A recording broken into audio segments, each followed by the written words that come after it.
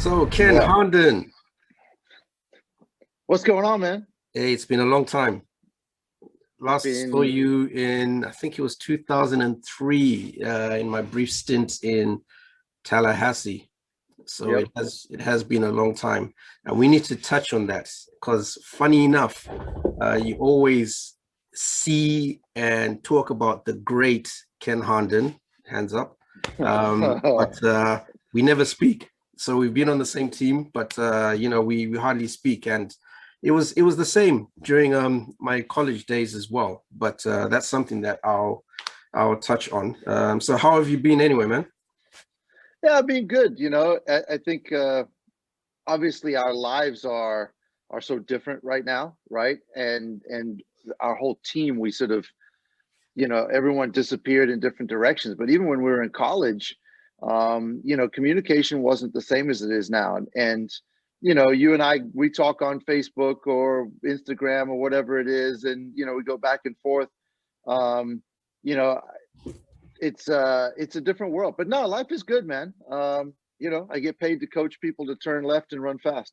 I So know. So it's not a bad life. yeah, so it's Tallahassee, and then from Tallahassee, Georgia, and then Hmm. Georgia to Tennessee. So you Yep. like sticking in the South. Man, I keep going further and further north, and it keeps getting colder and colder. So the temperature outside right now is about -2, and that's what I drove in at. It's not exactly warm, but no, it's been good. Georgia was an interesting stop. We were successful, 2 national titles in 3 years, and had some people run really fast.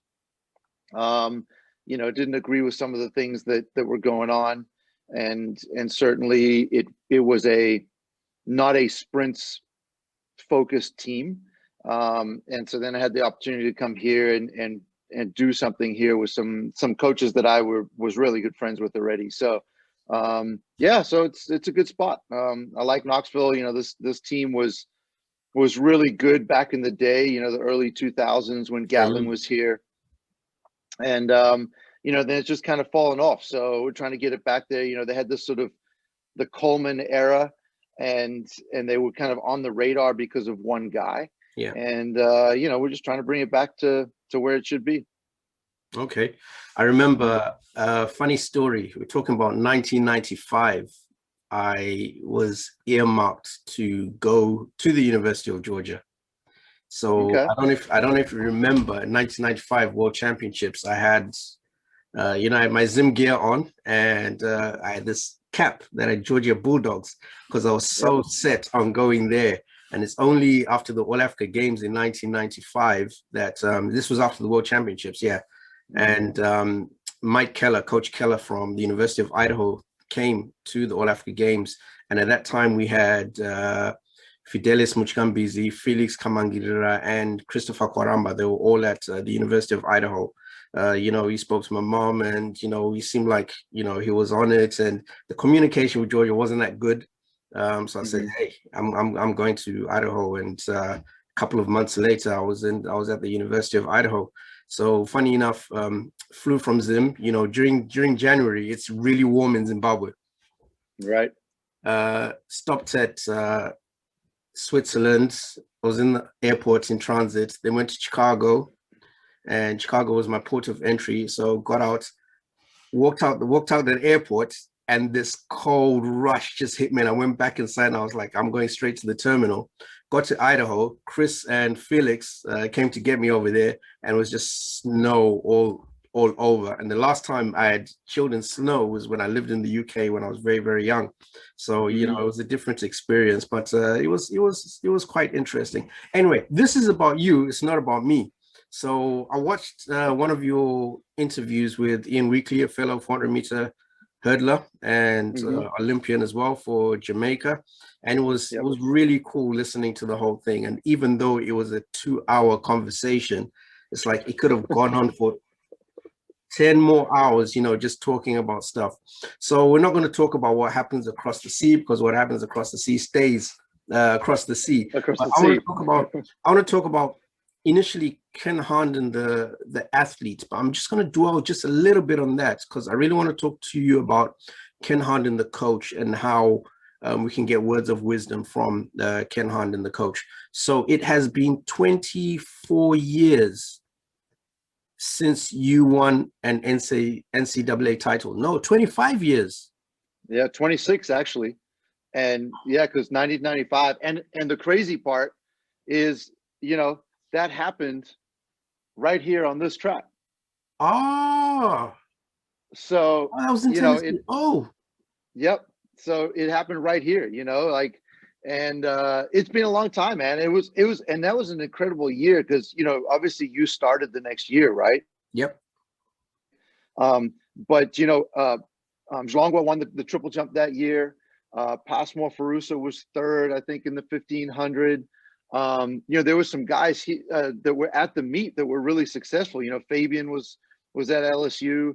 But what people don't know is Evan Stewart, the world champion in diving, went to Tennessee. Him and Dave Parrington, who is still the dive coach here at Tennessee, were sitting in the stands watching.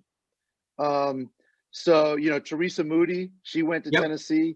All those Zims. So there's quite a sort of confluence of Zimbabweans here. It's pretty cool. Wow, that's interesting. So have you spoken to Passmore? Yeah. I haven't spoken to Passmore since I think 1990, was it 95 World Championships? Yeah. No, I talk to him quite often. He's married, lives in Baton Rouge still, in Louisiana, and has a successful business. He has some kids. He's doing his thing, man. Passmore is a true Zimbabwean survivalist. So yeah, it was crazy. I know before I went to the States, there was a lot of talk about Zimbabwean athletes and athletes on scholarship. So the names that were talked about, there was Ken Harnden, Fabian Miaba, Passmore Furusa, Xavier Ngidi. I remember Teresa, I think, went the next year because we were together in Atlanta at the Olympic Games. I just wanted to find out from you, Ken Harnden from 1995 and Ken Harnden now. I look at track as it is right now, and people are churning out phenomenal times. And I always question myself, is it because we didn't have the genes to produce the times, or is it a difference in the training regimes? Has science progressed?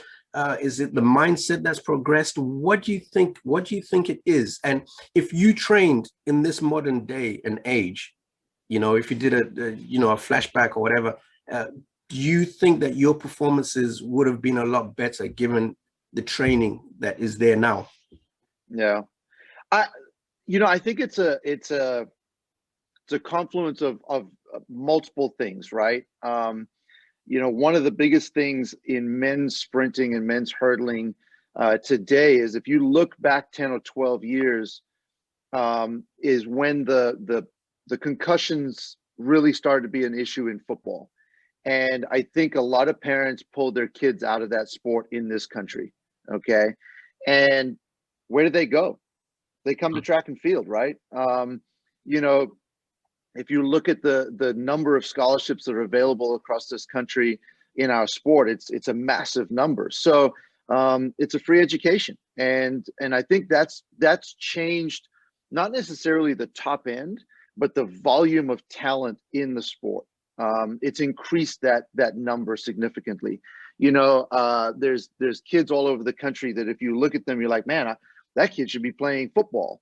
And the reality is, mom and dad decided 10, 12 years ago that they're not playing football.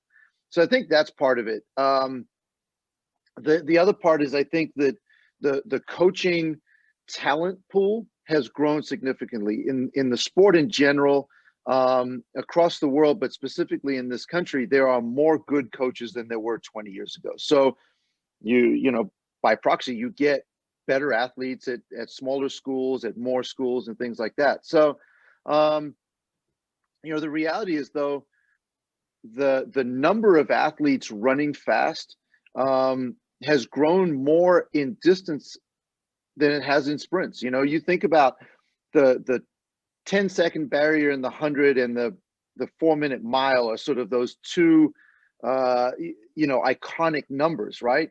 There's only like 110 men in history have run 9 seconds. There's almost 1,500 men in history have run under 4 minutes. So that distance running has really exploded, and the money that's out there in road racing and things like that has grown significantly. But money in our sport has grown at the top end, and I think it's given people a reason to do our sport and try to hit the top level. But yes, I think there's a definite shift. I don't think I'm any better today than I was 20 years ago. I was at best a workhorse that was, I didn't know any better, and I ran as fast as I probably could have run. You sent me the notes about our interview today and talked about running under 48 seconds. Yes, it is probably the second most disappointing thing in my career was to not break 48 seconds, right? We come from a place that is hard to get out of, right? A lot of the kids I recruit talk about it's hard to get out of the ghetto in America. It's hard to get out of this and that and the poverty and things like that. But to get out of Zim and have an opportunity like we had was something so special. Yep. And then to make something of it is the next step, right? And so I felt like we did pretty well. Our group, like our era, you and whoever it was, and Gidi, and we did pretty well. Speak for yourself, but yeah, talk. No, but look, did you ever think you'd be in a world championship final? Did you think you were going to be an Olympian? Right? You wanted to be, but if you go back to when you were 15, 16, sitting in Zim, going to school, that's a dream, but it wasn't a reality. It wasn't the same as a kid that was good in America at 15 or 16 or good in England at 15 or 16. So, for me, I think I look back at my career and yes, I have some regrets, but I also feel like, hey, there's a lot of positives that came from it, right? I don't regret being the athlete I was. I felt like I worked really hard, and I was one of those people that had to work hard. I didn't have just this amazing amount of talent. It may seem that way. When we grew up in Zim, we were the most talented kids, right? I mean, you dominated Zim track and field. Yep. Right. And then you come here and you realize that, hey, I'm not fast enough to be a 100 guy, and I'm probably not fast enough to be a 200 guy. Right. I was recruited as a quarter miler, even though I ran the 1 and 2 at the All Africa Games. So right. Yeah. But in high school, I thought I was fast. And then I got to America and realized that I was okay, but I wasn't fast. I wasn't a 100 guy. But yeah, I think there's been a lot of changes. There's definitely some science involved. Our athletes have nutrition now, and they have sports psychologists, and they have better medical people, and they have I have access as a coach to more information than my coach had. Mm-hmm. So I think there's definitely an opportunity for athletes to be better, but it still comes down to that athlete wanting to be great, and not shying away from the spotlight, right? At the end of the day, when we lined up in Athens to run that 4x4 in the prelims, right? And we're in the semis with the United States of America, the most dominant 4x4 in history. None of us were scared of them, right? We welcomed that. You know what? I was going to touch on that. To me, 1997, that 4x4 relay. Okay, I hadn't performed that well in the 400 by my standards, and we lined up, and we just said, let's just run well. It was you, myself. I started off, then it was to Philip Mukomana, then it was to Savieri, Mr. I'll split 45-7 anyway, Gidi, and then there was you. And before I go any further, Ken, every time you stepped on the track, you hit a 44-1 split or 44-2 split or 44-3 split. You were just so consistent. It didn't matter whether it was rainy, it didn't matter whether we were in Harare or in Athens, or even if I dropped the stick was knocked out of my hand in 1996 at the Olympics. Still, you just split the same time, and that was just phenomenal. Your consistency was phenomenal. Anyway, going back to the 4x4, yeah, in Athens, after we ran and we saw the time, I just thought to myself, did we just do that? Mm-hmm. I couldn't believe that we had done that. And I knew that with my 46.2 split, I could have gone faster. Philip could have gone faster. Saveri could have gone faster. You split about 0.2 seconds faster as well. And, just thinking, wow, we are in the finals. So now Zimbabwe is a country to be reckoned with, because who would have thought that Zim would be there, because it was always, like Kenyan 4x4, maybe South Africa to a certain extent, in Nigeria. But now all of a sudden, it's Zim. And, a lot of that can be attributed to the fact that yourself, myself, and Saveri, went to the US on scholarships, and went, we ran in the US, and, there's a lot of experience from doing that, especially where relays are concerned. That was a phenomenal experience. And I keep on thinking about that. And you're talking about sports psychologists, but I'm going to go to that later. So looking at the 4x400 relay, we said that myself, yourself, and Saveri, we all went to the States, and Philip was based in Zim. Now, these days, I don't hear about Zimbabwean athletes in the US. We used to have the Ngoni Makushas, we used to have the Brian Zingais, and there's two guys at is it LSU? No, TCU. TCU, where Louis Banda is. Two guys who ran under 21 seconds. But apart from that, there's not so much information regarding Zim athletes in the US. What's the deal? You being a coach, I'm not saying that you're the one who's going to bring all Zimbabwean athletes to the US, but I thought that there would have been more athletes, so to speak. Well, there should be, right? There's multiple issues in the system from a Zimbabwean perspective, right? You go back 25 years to when we came over, you, myself, there was a trickle down effect, right? You went to Idaho because there was Zimbabweans there. Okay. Rob Chiswa and I went to DePaul together. We followed other people, right? I don't know if you remember Stuart Judson, he was quarter miler at Peterhouse, right? He went to Boston College, Boston University. He was one of the first guys I knew that had come to the States, right? Fabian, those people. There were people that had set an example and were bringing people over. And there were coaches that were willing to go over there and find diamonds in the rough. And they were generally from smaller schools, right? None of us were going to big time schools. Oh, yeah. Even Fabian and Passmore were at LSU, but they started at junior college. Yeah, at Blinn. So part of the issue to me is there's less coaches willing to go over there because it's much easier to go to the Caribbean and find the same athlete. Okay.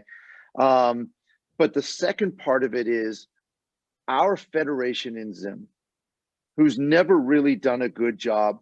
Okay. We all agree on that from an athlete's perspective during and an athlete's perspective afterwards. And certainly from my perspective as a coach, having now dealt with triple A's, triple Z and whatever they want to call themselves. Even when I dealt with them with Brian and Zingai and with Makusha, we dealt with the same problems you and I had in the 90s. Nothing changed. And the federation puts money into the sport, but it really doesn't go where it needs to go. And ultimately, the NCAA system is a minor league system for our sport, okay? Just like the Premier League, every one of those teams has a junior program, a developmental program. Rugby has, their county rugby. Cricket has their county cricket. The NBA has the NCAA system. The NFL has the NCAA system. This system is proven to work at the next level, the World Championships, the Olympic Games, things like that. If you go look at the number of medals won in track and field, in swimming, in those Olympic sports, they're dominated by NCAA athletes. True. Okay.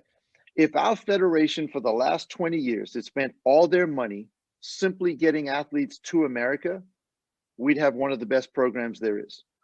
No, I agree. Because, right, it's a super simple deal.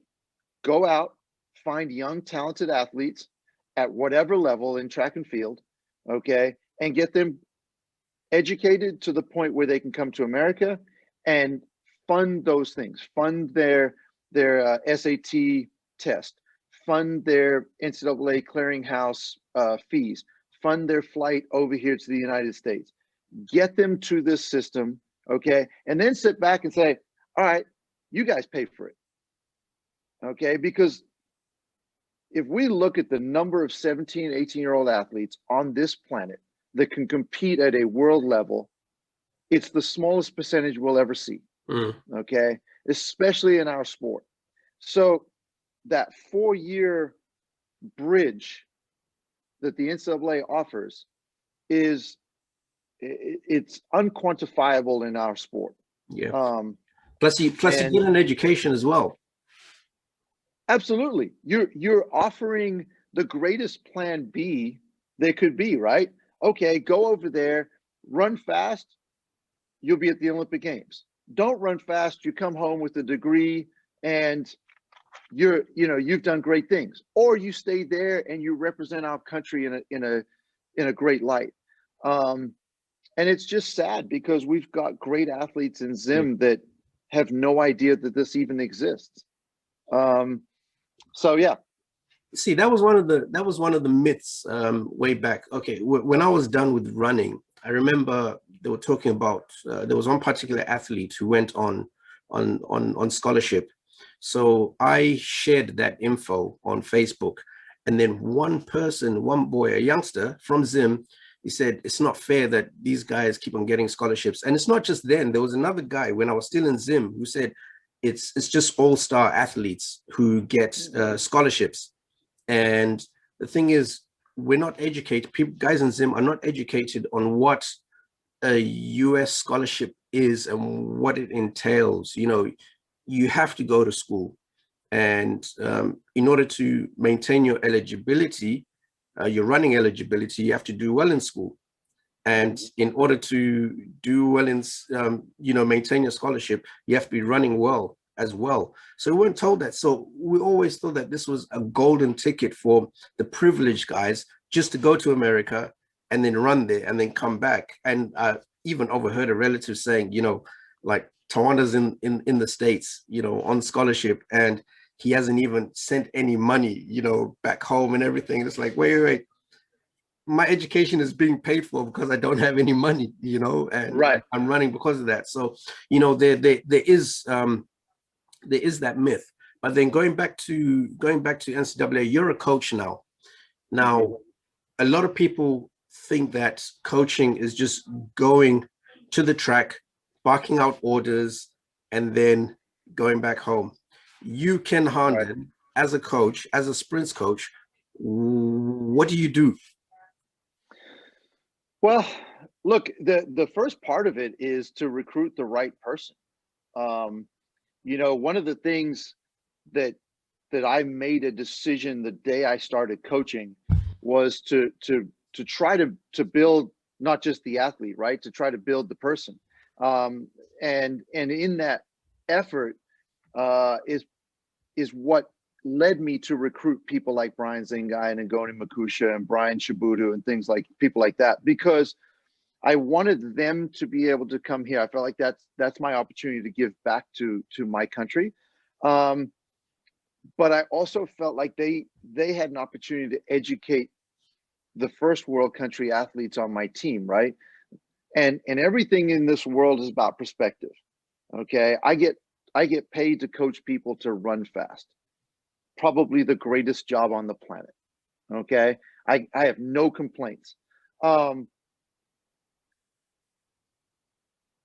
perspective there is that I know what my life could be if I was back in Zim right now and the difficulties living there. there's a lot of American kids that have no idea that the rest of the world lives the way they do. Yep. So when you bring Ngoni Makusha in and he wins the NCAA title as a true freshman, he's fourth at the Olympic Games, and everyone's like, oh my God, he's just wonderful. And then they sit down and have a 15-minute conversation with him and hear about the trials and tribulations of getting there, right? Just getting there, getting on a bus, getting on a pirate taxi, getting on a whatever to go to my mom's house so that I can call my mom and talk to him in the recruiting process, right? He spent an entire day of his life to have a 15-minute conversation with me, right? And so those perspectives are different. So the job starts there. The job starts getting the right people. You know, I think that one of the biggest differences between being an athlete and being a coach is that once you're a coach, you have far less control over the outcome, right? You try to control as many variables as you can. And I think what I've taken is, all right, I can control this list of variables, and I'm going to do my best job to do that and give the athlete the best opportunity to be successful. But the job starts at 6 a.m. and never ends, right? Athletes don't sleep the way a 48-year-old man sleeps, right? I'm about to turn 48. I like to be in bed at 10 o'clock, okay? And I like to be up at 5. My athletes go to bed at 1 a.m. and get up at 9. Mm-hmm. So they have no problem texting me at 1:30 a.m. Yeah. And they anticipate that I'm going to reply. So my job truly is a 24/7 job. But no, it's more than those things. It's writing workouts for individuals, not a group. It's managing their lives outside of track and field. You know, the 3 hours a day they spend with me on the track or in the weight room are the most simple 3 hours of my day. I have control over what's happening. Yeah. Right. It's the other 21 hours of the day that I have to worry about an 18-year-old with a credit card, a car, and their own apartment. Okay. And the ability to make any number of mistakes. And they will make mistakes. Absolutely. Right. And then maybe the biggest dilemma as a coach in college, as you take young men and women from being a teenager to being an adult, and you try to build upon what their parents have done or not done up to that point, the biggest question and the biggest dilemma is, how many times do I give this young person another chance? And at what point do I have to teach them a lesson? Okay, does there have to be a consequence? So when I walk into a young person's house and I sit down with their parents, one of the first things we talk about is, hey, look, I went to boarding school for 6 years. I came to this country as a teenager by myself, okay? And I survived because I was disciplined. So if your child misses class or is late for a tutor or does something wrong, then tomorrow morning at 6 a.m., we're running stadium stairs. And I'm going to sit there and watch them run until I'm satisfied they've learned a lesson. Yeah. If that's not something you're comfortable with your child doing, or the athlete doesn't want to hear, hey, that's cool. We can end this conversation now. I can move on. Yeah. Okay. And go find somebody else. And I think that is probably not the American way, right? But it's my way. Mm-hmm. And so we've stuck with it. So that's me as a coach. I remember Ken Harnden, the athletes, you know, every time I chill with you, you exuded this confidence. You were like super. There was never a time where, you know, I would see Ken go out on the track and, you know, it didn't seem like anything was affecting him, or, you know, walk to the cafeteria, whether it was Sydney 2000 or 1995 Athens or 1996 Olympics. How much of that was Ken Harnden, the person, and how much of that was because of outside influences that had helped you have that mentality? Yeah. I mean, I think that as you grow at each stage of your life, you gain that confidence, right? You know, like, I mean, I remember being first year 12-year-old at Peterhouse, and I wasn't confident, right?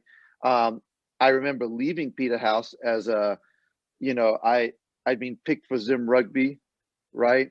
I'd obviously run for Zim in track and field. I felt like I was pretty accomplished and I felt good. I arrived in America and was immediately You were humbled. Pretty intimidated. Yes. Humbled. I don't know about humbled. I was intimidated. I'll be honest. And so you built that. And when I moved to North Carolina and I was around a group of athletes that were confident outwardly, I was able to observe them. I got to train with Alan Johnson every day, right? And I remember the first day that I met Alan. I'd heard about him, right? He was this mythical figure that was at North Carolina. Yeah. And he'd obviously come off a world championship season the year before. He had won world indoors. And I didn't see him at practice for the first 6 weeks because he practiced on his own. Then we show up for a 500-meter time trial. And all of a sudden, he's standing next to me ready to do this time trial. Okay. And right, I'm like, oh, that's Alan Johnson. But my immediate thought wasn't, oh my goodness, that's Alan Johnson. My immediate thought was, I'm about to win, right? And when I win, I'm going to be able to say I beat Alan Johnson. Yeah. And he'll tell you the story. He's like, man, Ken went out like 33 flat through 300. And we all thought he was coming back and he never came back, right? And I ran like it was the Olympic final. Yeah. So I think it's part and parcel, right? You pick up things from the people you're around. Like I said to you earlier, when we walked out there for that semifinal against the United States, we weren't watching what they were doing. We weren't intimidated by them. We were ready to make a final. We felt like we deserved to be there. And I think part of that's just where we're from, right? Like we're used to being the little kid on the street, right? South Africa's down the road, Nigeria's up the street. They're the big bullies on the block. But we never backed down to them, right? We went head to head and we weren't scared. So I think my outward confidence that you see, obviously inside there was some question marks, right? But never let them see you blink. And that's how I coach now. Like walk up to the line like you mean it. Okay. And it's been an interesting thing as a coach. I probably learned the most in my career from coaching Brian Zingai and Walter Dix at the same time, right? They're third and fourth in Beijing in the 200. And Walter Dix, look, the lunch lady could have coached him and he would have been good, right? Like the guy was a freak of nature.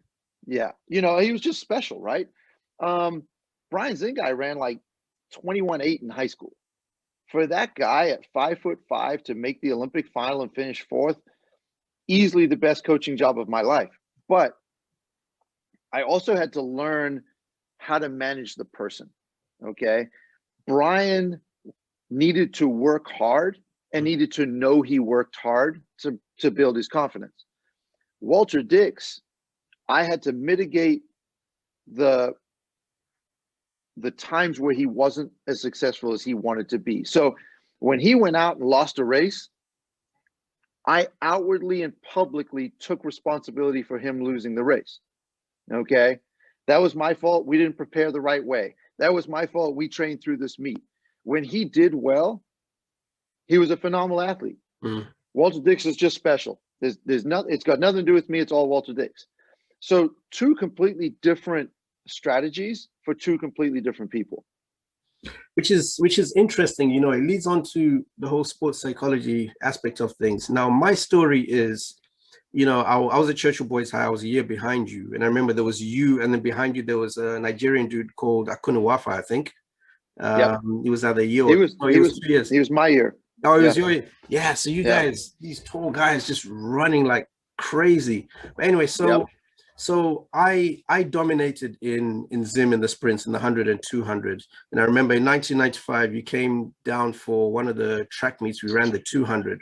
So at that time, it was me and a guy called Elliot Mujaji. Yeah, he ended up getting gold at the at the Olympics, disabled Olympics, and the Paralympics, sorry, yeah. So me and him, we were the dominant guys, and then you were in the race as well in the 200. So me and him, you know, from the get-go, it was just me and him neck and neck. You know, we went around the bend and everything, and you know, we're just running. It was like, oh, this is feeling good. All of a sudden, I see this white knee next to me, and I was like, what is going on? And then there was just more and more, and it's just Ken Harnden, you know, it's like Daddy Longlegs just passing us. And then you ended up winning the race. I was like, whoa, what is going on? I was like, you know, I had respect, and I was like, yeah, so that's why this guy is going, you know, to what was it, the Commonwealth Games in Canada. Now the thing is, I used to run, but I used to hear about athletes on scholarship, but I didn't know what the NCAA was all about, you know. And I would hear about Felix and stuff, and I would hear about conference championships because Idaho won the conference championship, but still I didn't know what it was. And I just used to run. I used to run raw. I used to do hill workouts with weights. I had these little weights that I got from machine shop, and I used to run with those weights, you know, up the hill, you know, sprinting and everything. And you know, it was just crazy. And then there was the time where I went to the States, and you know, I'm at Idaho, you know, there's indoor events, and I'm just running, and all I wanted to do was just run fast and train hard. Right. And then there was conference, and you know, people always talk up conference. It's like the biggest thing, you know, run hard, run fast, we want conference. And then I get to the NCAAs. The only times that I looked on the internet for performances was when I wanted to see what you guys were doing, Zimbabweans, to see if anybody had run fast in the 400. That was my driving force. I didn't know who was who in NCAAs. So went to Oregon for the NCAA. I knew I had qualified. I qualified for indoor championships, qualified for outdoor championships, went there, started running, and then I got into the final of the 400. I'm like, okay, I still didn't know the names. Then I was in lane 1, and I was like, lane 1, because this was my first year of running the 400. I was fine with lane 1 because I practiced in lane 1. So as far as I was concerned, that's the best line. I don't want anyone inside me. I just want to chase everybody. That's what I wanted. So I ended up getting 4th at NC's that year. It was like, wow. But still, I didn't know the guys. And then the next year, I ran 45:26, which was kind of okayish. And then when I started looking at the guys who were running and the names and everything, that's when I started defeating myself. Yes. Because I wasn't the raw Tawanda that used to lay his life on the track. I used to start thinking about, you know, how I could execute my race and who was in my race and everything. And I think that's when I took a downward spiral in my performances. So I would run fast, maybe at conference level, but anything higher than that, it started defeating me. So, you know, every time I look back at my races, be it the Olympics or All Africa Games or Commonwealth Games, the times that I used to run weren't the times that I was capable of running, because I was capable of running so much faster. I used to run times where I were just crazy in practice, but then coming out and running, you know, in the championships, it just wasn't working. So, you know, in hindsight, just looking back, I should have had a mentor, and coaching shouldn't have just been, okay, we're doing 350s today. You know, a lot more should have been focused on the sports psychology aspect of the running. And I think I would have done a whole lot better. And I think that's what lacked. Even when we went on Zimbabwean training camps, you know, we would just go and we would run. But there was, you know, there's nature and there's nurture. So there has to be that element of nurture. And we didn't have that. And I was speaking to a multiple medalist Olympian from another country. I won't say who, because I don't have his permission to talk about it. But he said that every time they'll go to the Olympics and World Championships, they would have a sports psychologist with them, which just showed the importance of having that psychological aspect, you know, to running. And I don't think that's something that's in Zim we used to look at, and in a lot of colleges like where I was. So, you know, I'll be told, you know, you can run this, you can make this final, do whatever. And I'm like, oh, okay. But I didn't know why they would say that. They knew that I was capable, but I was defeating myself. I think that's part of the job we do as coaches, right? You know, we're full-time coaches, part-time psychologists. And for me, it's so much about the process, right? Let's go out at practice today. And when I stand with my group, right? Let's say the female quarter miler is about to run a workout, okay? And we're gonna do 3 broken 5s, right? So we're gonna run a 3+2. We're gonna run a you know, 3 broken whatevers, right? 3+2, 3+1, 2+2, okay? And there's a conversation that lasts 60 seconds prior to them starting their warm-up. This is the workout today. This is why we're doing it, and this is how I want it done. So let's work on the execution of the process, okay? I want, on the 3+2, I'm looking for a 300 at 42, and I'm looking for you to run all out on the 200, and the goal is X. On the 3+1, the goal is now to run a fast 300 and hold on the 100, right? The 2+2 is I want to now find a way to be able to run the first 200 at race pace on your third item of the day, right? So there's a mindset, there's a plan, there's a reason to do the workout. And if you give the athlete the reason, you give them the whys and the hows, then they can follow the process, right? We see athletes everywhere talking about trust the process, but what's the process, right? The coach has to have a process. And I think you're exactly right. We have to have a reason to do it. And the more the athlete understands why and how, the less they stress at competition time, right? Now it becomes, I'm going in there to run against the clock. If I do X, Y, I have a young lady right now that I coach that the first meet, she went out in 25.5. And I'm like, look, if you keep going out in 25.5, we're going to keep running what you just ran.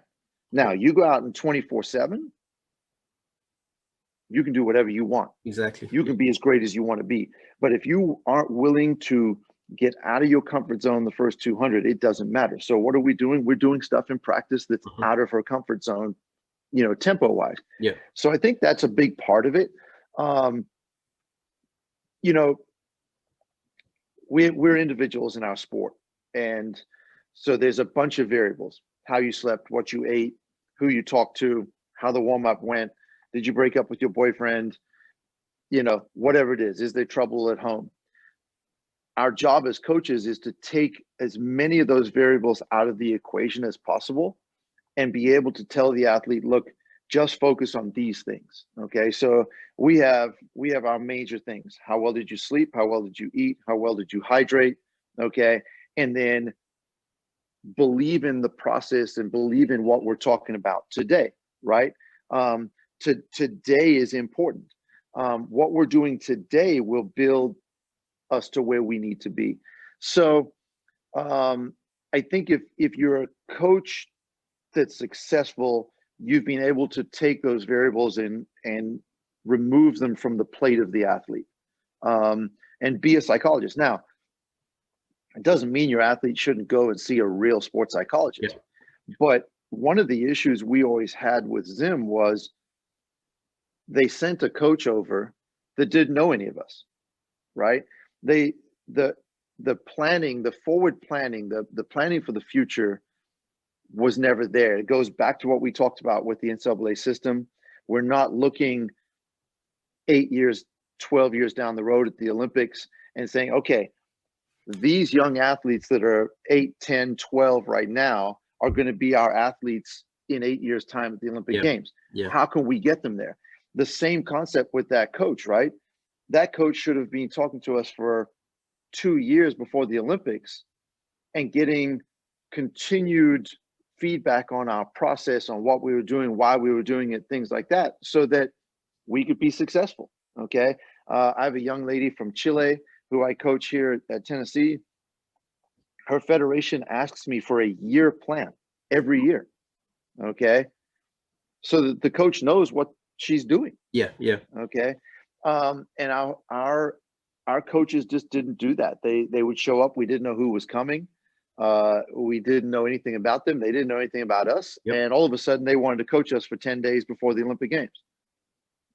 You know? Yeah, memories, So, man. There's a lot to talk about. Well, we've just skimmed the surface. I'm aware you're very, very busy. You've got another meeting coming up. Ken, it's been a pleasure talking to you. I don't know why we haven't done this sooner. Yeah, we're gonna talk to you more, and really appreciate you taking your time to talk to me. We haven't talked about everything that I wanted to talk about, but we know you're always there and you're always willing to support and everything. So much appreciated, ladies and gentlemen. This is Ken Harnden, the legend, 400-meter hurdler, Zim record holder, NCAA champion, and coach to the stars. And yeah, we just haven't done you justice, but much appreciated. Thanks, man. Really appreciate it. Tawanda, thanks for having me. It's a privilege to be on with you, and we go back so many years. I know, man. We've done so many things, and we traveled the world together. It was really special. I'd love to do it again. Let's talk some more stuff, and there are some things out there in the works to help young kids from Zim come to the NCAA. I won't speak on it until it's out, but when it's out, I'll let you know, and you can promote it. It's going to be pretty special. Cool. And it's definitely something that we can get rolling.